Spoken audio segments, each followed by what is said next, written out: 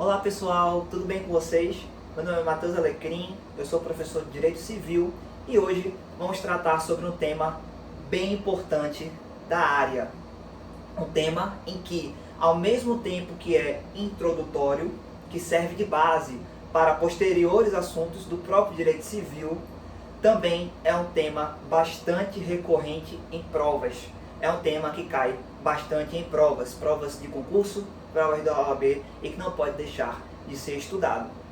Estamos falando do tema da personalidade jurídica. Pois bem, antes da gente entrar propriamente dito no tema da personalidade jurídica, o seu conceito, suas atribuições, primeiro vamos localizá-la aí no seu vade-mecum. Então pegue o seu vade-mecum e coloque no Código Civil para a gente localizar onde fica o Instituto da Personalidade Jurídica. Porque muitas vezes a gente até estuda, né, um tema, um assunto e não consegue correlacionar este tema com os artigos que o correspondem. E isso é bastante importante, isso facilita bastante o nosso aprendizado. Então, eu digo para vocês que a personalidade jurídica, ela se encontra na parte geral do Código Civil. E a parte geral do Código Civil, ela é dividida em 3 livros. O livro 1, que é o livro do sujeito, ou livro das pessoas. O livro 2, que é o livro dos bens. E o livro 3, que é o livro das relações jurídicas, onde estão inseridos fatos, negócios e atos jurídicos. A personalidade jurídica, ela vai se encontrar localizada no livro 1, mais precisamente no artigo 1º do Código Civil. Tá bom? Bem, eu já adianto para vocês que a personalidade jurídica, ela é a aptidão para se contrair deveres e titularizar direitos.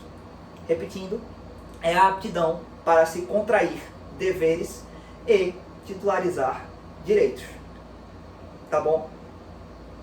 Eu digo para você o seguinte: toda pessoa, e eu digo toda pessoa mesmo, detém personalidade jurídica.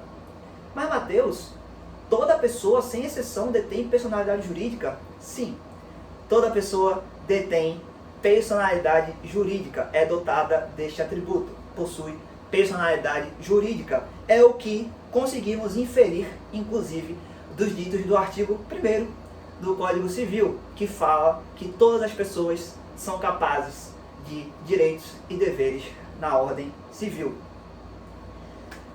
Pois bem, Matheus, eu não consigo imaginar uma situação em que uma criança, um recém-nascido, um bebê, consiga contrair um dever. Não consigo imaginar uma situação dessa, que ele contrai um dever. Bem, eu vou lhe dar um exemplo agora que vai clarear a sua mente e você vai conseguir entender e a partir daí visualizar também outros exemplos.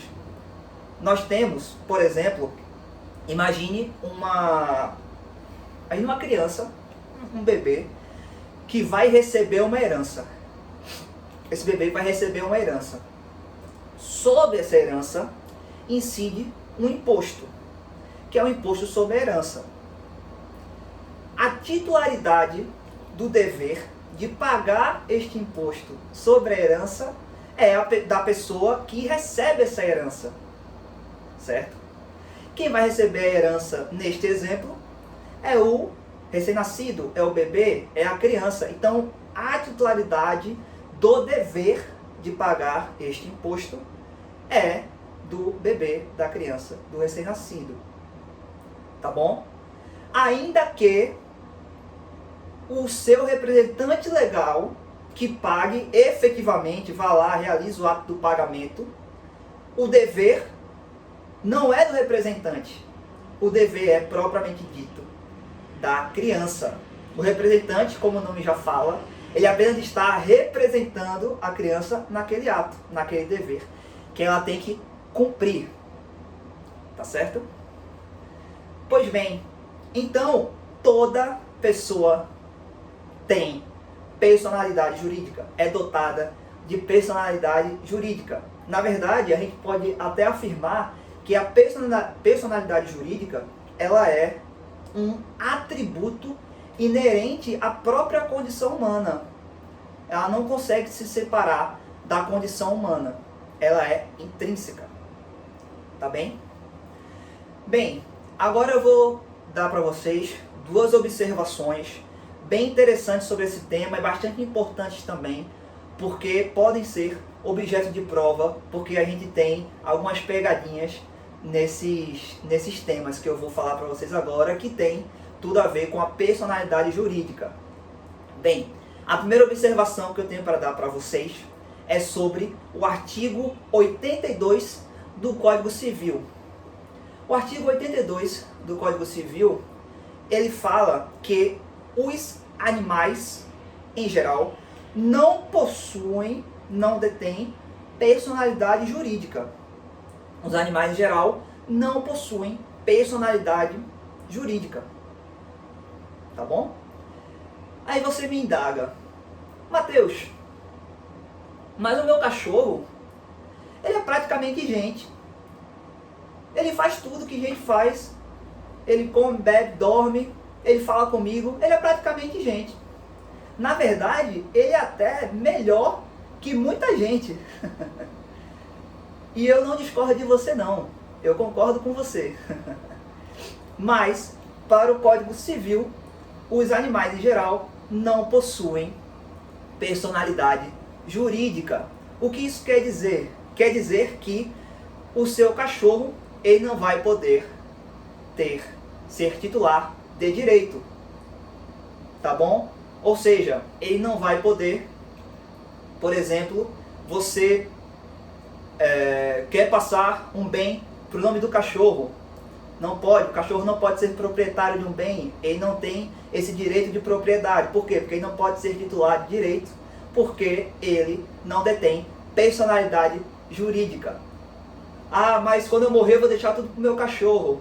Não pode, porque ele não pode receber nada a título de herança. Por quê? Porque ele não detém personalidade jurídica.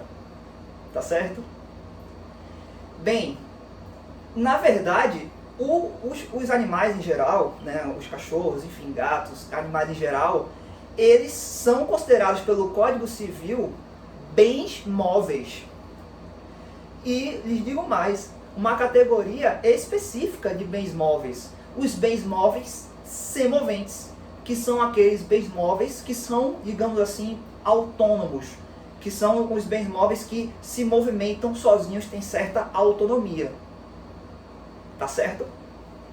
A segunda observação que eu vou dar para vocês, que cai em prova, que pode ser uma casca de banana, mas que a partir de hoje não vai ser mais, porque você vai estar ligado já, de respeito aos entes despersonalizados. O nome já diz, entes despersonalizados são aqueles entes que não possuem personalidade jurídica. Até aí, nenhuma novidade. Despersonalizados, desprovidos de personalidade jurídica. Até aí, tudo tranquilo, né? Não tem nenhuma caixa de banana, não tem nenhuma pegadinha. Não é? Sim. Mas, eu digo para você que, de acordo com o artigo 75 do Código de Processo Civil, e eu puxo esse artigo do Código de Processo Civil porque tem tudo a ver com personalidade jurídica, e esse artigo ele vai elencar, primeiramente, quais são os nossos entes despersonalizados, que são a massa falida, o espólio, herança adjacente, herança vacante, entre outros entes que estão lá determinados. Eles não possuem personalidade jurídica, mas eles detêm uma característica muito interessante, que é a capacidade postulatória ou capacidade judiciária. Pô, Mateus, você vai vir com coisa para me confundir minha cabeça. Não, é mais simples do que você imagina. Que apesar deles não possuírem esses entes, né, a herança adjacente, vacante, a massa falida, sociedades em geral, eles não possuírem personalidade jurídica, eles possuem capacidade postulatória. E o que isso quer dizer?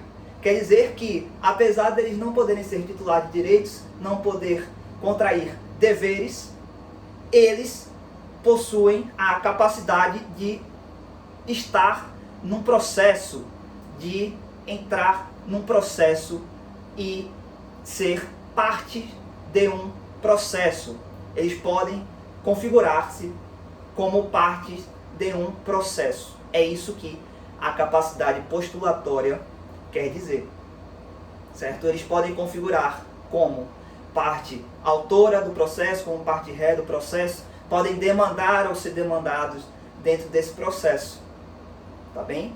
Então, lembre-se que, apesar de serem entes despersonalizados, né, não possuem personalidade jurídica, isso não impede deles serem partes em um processo, tá bom? Artigo 75 do Código de Processo Civil.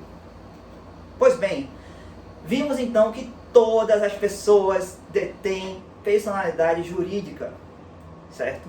Essas pessoas são chamadas de sujeitos de direito.